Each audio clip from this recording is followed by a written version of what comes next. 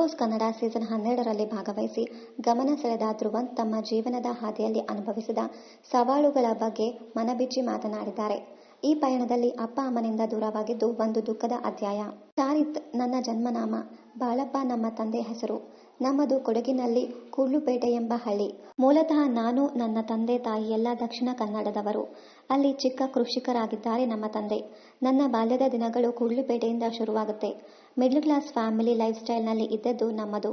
ಆದರೆ ಚಿಕ್ಕನಿಂದ ಒಂದು ಹೆಸರು ಮಾಡಬೇಕು ಅನ್ನೋ ಕ್ರೇಜ್ ಇತ್ತು.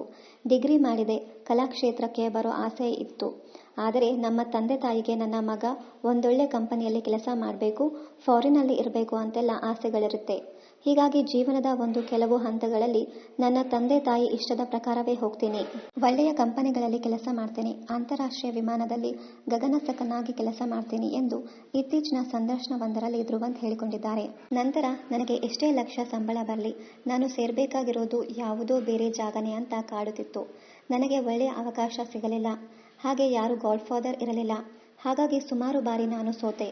ನನ್ನ ಸ್ನೇಹಿತರು ನಟ ಅರವಿಂದ್ ಅವರಿಗೆ ನಿಮ್ಮ ಸಿನಿಮಾದಲ್ಲಿ ಒಂದು ಸೈಡ್ ರೋಲ್ಗೆ ಅವಕಾಶ ಕೊಡಿ ಅಂದೆ ತಮಾಷೆಗೆ. ನಂತರ ಒಂದು ಪ್ರಾಜೆಕ್ಟ್ಗೆ ನಾಯಕ ನಟನನ್ನ ಹುಡುಕುತ್ತಿರುತ್ತಾರೆ ವಿನು ಬಳಜಾ ಅವರು.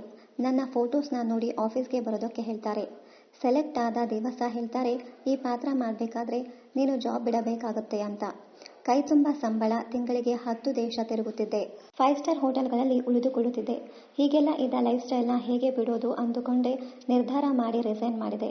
ತಂದೆ ತಾಯಿಗೆ ಬಹಳ ಬೇಜಾರಾಗುತ್ತೆ. ಅವರು ಬೇಜಾರು ಮಾಡಿಕೊಂಡ್ರು ಅಂತ ಅವರಿಗೆ ಹೇಳದೆ ಕೇಳದೆ ಬ್ಯಾಗ್ ಎತ್ತಿಕೊಂಡು ಬಂದು ವಿನು ಬಳಂಜ ಸರ್ ಹತ್ತಿರ ಜಾಬ್ ಎಲ್ಲ ಬಿಟ್ಟಿದ್ದೇನೆ, ಇನ್ನು ನೀವೇ ನನಗೆ ದೇವರು ಅಂತ ಬಂದ್ಬಿಟ್ಟಿದ್ದೇನೆ ಎಂದರು ಧ್ರುವಂತ್. ನನ್ನ ಬ್ಯಾಡ್ ಲಕ್ಗೆ ಒಂದು 8 ತಿಂಗಳು ಆ ಪ್ರಾಜೆಕ್ಟ್ ಟೇಕ್ ಆಫ್ ಆಗಲಿಲ್ಲ. ಕೆಲಸ ಬಿಟ್ಟಿದ್ದೇನೆ, ಸೇವಿಂಗ್ಸ್ ಎಲ್ಲ ಖಾಲಿಯಾಗಿದೆ. ಅಪ್ಪ ಅಮ್ಮ ಕೂಡ ಮಾತನಾಡಿಸುತ್ತಿಲ್ಲ ಅಂತ ಬೇಜಾರಾಗಿದ್ದೆ.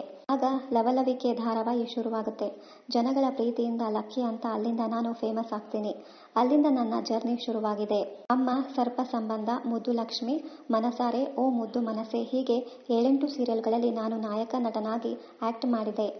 ಅದನ್ನ ಗುರುತಿಸಿ ತೆಲುಗು ಮತ್ತು ಮಲಯಾಳಂನಲ್ಲಿ ನನಗೆ ಅವಕಾಶ ಸಿಗುತ್ತೆ. ಆಗಲೂ ಅಪ್ಪ ಅಮ್ಮನಿಗೆ ಇಷ್ಟ ಇರಲಿಲ್ಲ. ಆಗ ತಂದೆ ತಾಯಿಗೆ ಹೇಳದೆ, ದುಡ್ಡೇ ಎಲ್ಲವೂ ಅಲ್ಲ, ಮನಸ್ಸಿಗೆ ಖುಷಿ ಇರೋ ಕಡೆ ನಾವು ಕೆಲಸ ಮಾಡ್ತಿದ್ದೇನೆ. ಪ್ರತಿದಿನ ಕೊರಗೋದಕ್ಕಿಂತ ನನಗೆ ಎಲ್ಲಿ ಖುಷಿ ಇದೆಯೋ ಅಲ್ಲಿರೋಕೆ ಇಷ್ಟ ಅಂತ ಹೇಳಿದೆ. ಆಗ ಒಪ್ಪಿಕೊಂಡರು ಎಂದಿದ್ದಾರೆ ಧ್ರುವಂತ್. ಇನ್ನಷ್ಟು ಕನ್ನಡ ಧಾರಾವಾಹಿ, ಸಿನಿಮಾ ಹಾಗೂ ಇನ್ನಿತರ ನ್ಯೂಸ್ ಅಪ್ಡೇಟ್ಸ್ಗಾಗಿ ಚಾನಲ್ ಅನ್ನ ಸಬ್ಸ್ಕ್ರೈಬ್ ಮಾಡಿ. Thank you.